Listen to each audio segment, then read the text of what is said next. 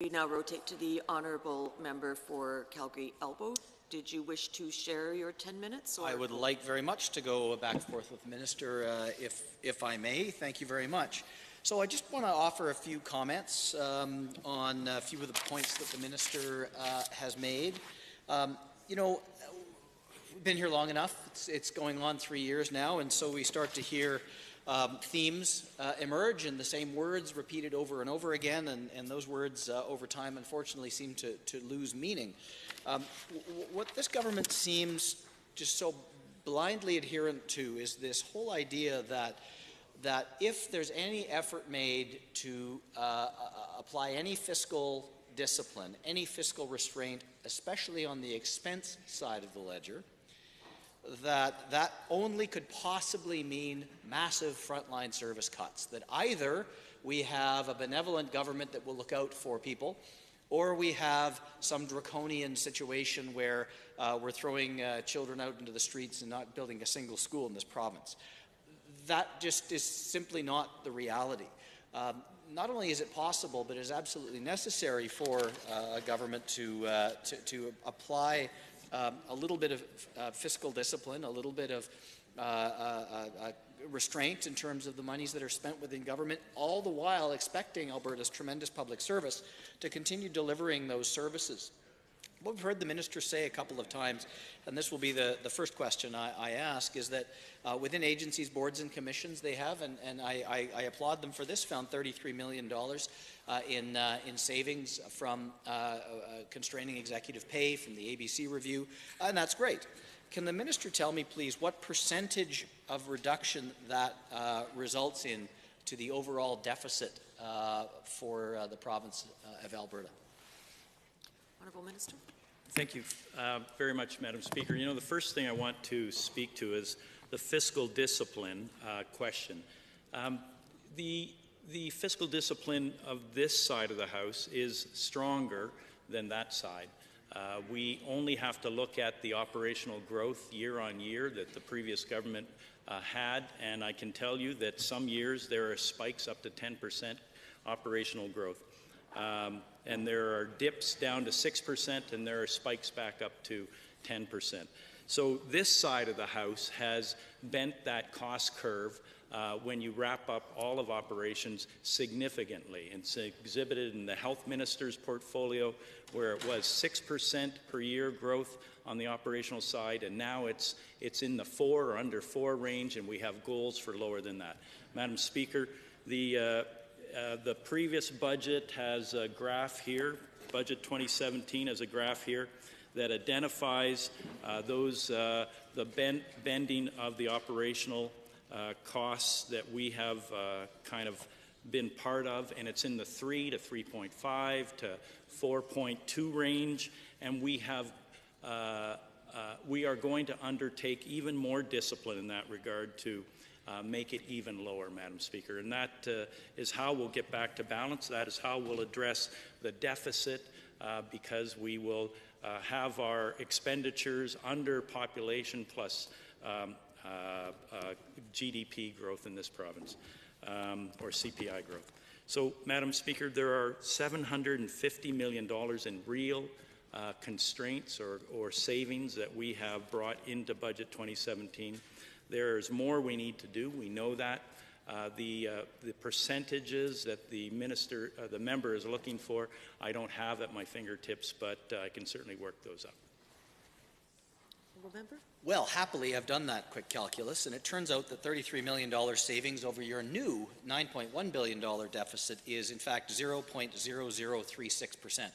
So it's one would call non-material in financial worlds. So while it's something, I think that's clearly not enough. The $750 million number you just threw out is a new one. I've never heard that number before. What I do know is that looking at the third quarter fiscal update, there's $1 billion more in spending in fiscal 17-18 than was planned a scant 9 months ago by this government in their very own budget. If all you did was stick to your own budget, that $9.1 billion deficit would be $8.1 billion. And Madam Chair, is material. back to healthcare, and the minister had talked about constraining spending and also had talked about the behavior of previous governments. I absolutely agree with him that previous governments, of which I was certainly never a part, never aspired to be, and never would be, quite deservedly were kicked to the curb. The party doesn't exist anymore. Was so bad, so there's absolutely no doubt that the behavior and poor fiscal management of the previous government was frankly not good either. But that doesn't excuse the approach that this government has taken. In fact, it gave even more an opportunity for this government to, in fact, show that it is possible, because I can tell you, I know it's possible, to find reasonable savings within the public service. So I just wanted to ask, the largest budget line item here is healthcare.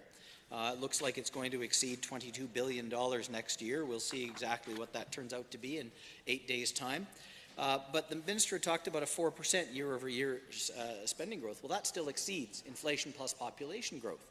And will result, without question, in a very difficult time balancing the budget, because on the revenue side of the equation, this government's entire plan seems to be cross their fingers and hope the price of oil goes up.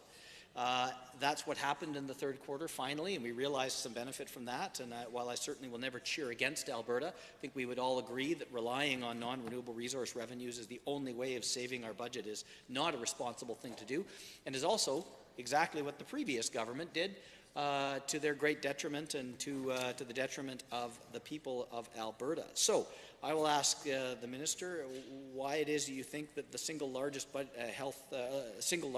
line item in the provincial budget and in this interim supply document, health, why it is in fact acceptable for it to grow at 4% year over year. And again, if you can enlighten us to my questions previous, how it is that we're going to constrain that when it looks like the first 1/6 of next year would result in spending limit levels that, if they're sustained over the remaining 10 months of the year, would be a 5% gain or increase in health spending, rather than the 4 that you talk about, or perhaps even less. When you look at inflation plus population growth, is certainly less than 4%. Thank you very much, Madam Speaker. You know, I cautioned all members, and this one has heard the caution from Minister of Community Social Services Children's Services, not to do simple math and times by 6, because that's not how the work was done to identify the interim supply estimates. The 2-month period that we are identifying here, I want to underline, ensures that there's going to be time for a healthy debate around the budget 2018 and pass the Appropriation Act, leaving a healthy margin of time to get important work done is deliberate and prudent on the planning of the government's part. When Budget 2018 is tabled, Madam Speaker, on the 22nd of March, the Assembly will have the opportunity to discuss and debate the full budget. Once that process is completed, we'll bring in the Appropriation Act into the Assembly that will provide for the full year costs of the government expenses, operations. Back in 2017, Budget 2017, the current budget that we're working with, there was an operating expense budget increase of 3.2% for the 17-18 year in the Ministry of Health.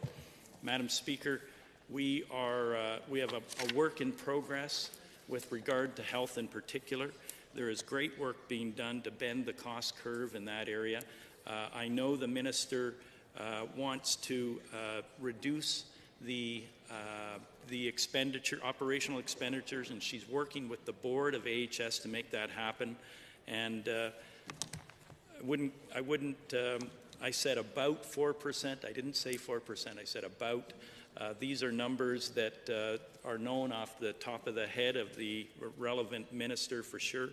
And I want to say that there's good work being done in the area of pharmacies in terms of savings, in generic drugs in terms of savings, and operational best practices in terms of more efficient ways of delivering health services that are all having the impact of reducing the operational growth of that area. Honourable member?